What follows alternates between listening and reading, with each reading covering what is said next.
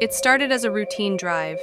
Just me, the open road, and the low hum of my car engine cutting through the quiet of the night. I had been on the road for hours, exhaustion creeping in as I navigated the lonely stretch of highway. There were no other cars, just the endless black asphalt stretching before me, framed by dense forests on either side. The occasional road sign flickered past, the reflective paint gleaming momentarily in my headlights before being swallowed by the darkness. I checked the time, 2:37 a.m. The radio had given up an hour ago, fading into static. My phone had no signal, not surprising given how deep into nowhere I was. It didn't matter. I had driven this way before. I knew the route, but then something changed. Something. The road which had been so familiar started to feel wrong. The curves sharper, the trees closer. The painted lines seemed faded, barely visible, as if they hadn't been repainted in years. I could have sworn the last time I took this road there had been a gas station at the last turnoff. Now, there was nothing but an empty lot, overgrown with weeds. I shook off the unease, just fatigue messing with my head. Then, the first sign of real trouble, my headlights flickered. Just for a second, but enough to send a jolt of fear through my chest.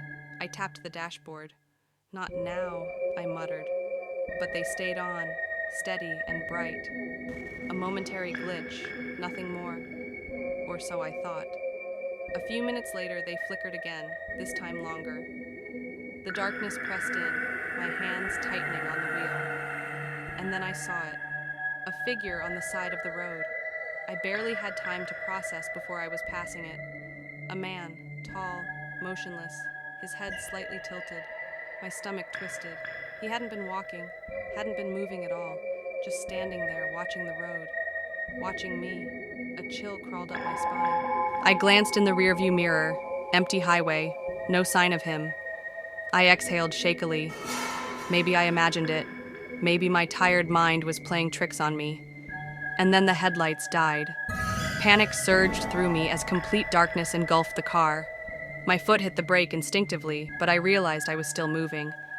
I fumbled, heart hammering, desperately flicking the light switch. Nothing. The car was still running, but I was blind. The road was gone. I couldn't see anything, not even my own hands gripping the wheel. It was like I had been swallowed whole by a void. My breath came fast and shallow. This wasn't possible. My car was still in motion, but I had no sense of where I was going. Then, just as suddenly as they had gone out, the headlights snapped back on. I screamed. The figure was in the middle of the road. I yanked the wheel, tires screeching as the car swerved violently. The world spun, gravel spraying, the vehicle tilting dangerously before slamming back onto all four wheels. My chest heaved, my knuckles white on the steering wheel. My heart pounded so loud it drowned out everything else. I sat there shaking, trying to collect myself. The road was empty again. No figure, no sign of anyone. Then the radio crackled to life. At first, just static. But then, a voice. Garbled, distorted. My own name, whispered through the interference. I shut it off. I needed to get out of here. Slamming the gas, I sped forward, gripping the wheel as if it were the only thing keeping me tethered to reality. I kept my eyes locked on the road, refusing to look at the tree line, refusing to glance in the mirrors. I didn't want to know if he was still there. The road stretched endlessly before me, my panic rising as the minutes dragged on. I should have reached the next town by now. But the highway just kept going, the same trees, the same cracked pavement, as if I were driving in circles. Then up ahead, my stomach dropped. A figure stood in the middle of the road again. Number no, no, no. I swerved, but this time the car spun out of control.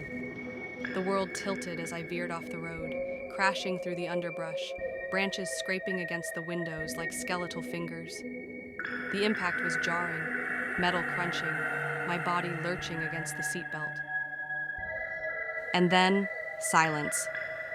The engine sputtered and died. My head throbbed, my vision swimming.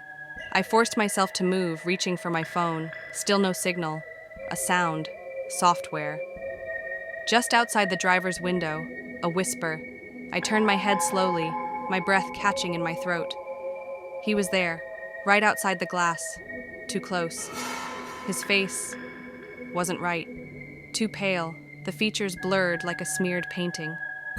His mouth moved, but no words came out, just that whispering sound, like wind through dead leaves. The door handle jiggled. I didn't think. I acted. Scrambling, I slammed the lock down, yanking the keys from the ignition. My hands trembled as I reached for the passenger door. The car shook. A guttural sound, low and unnatural, rumbled from outside. The whispering grew louder, filling the car, pressing against my skull. My vision blurred. My ears rang. Then, everything went black. I woke up to sunlight streaming through the windshield. My head throbbed. My mouth was dry. I was still in the car, parked neatly on the side of the road, as if nothing had happened. The dashboard clock read 7:03 a.m. Shaking, I stepped out, nearly collapsing as my legs struggled to hold me. The highway stretched peacefully in both directions.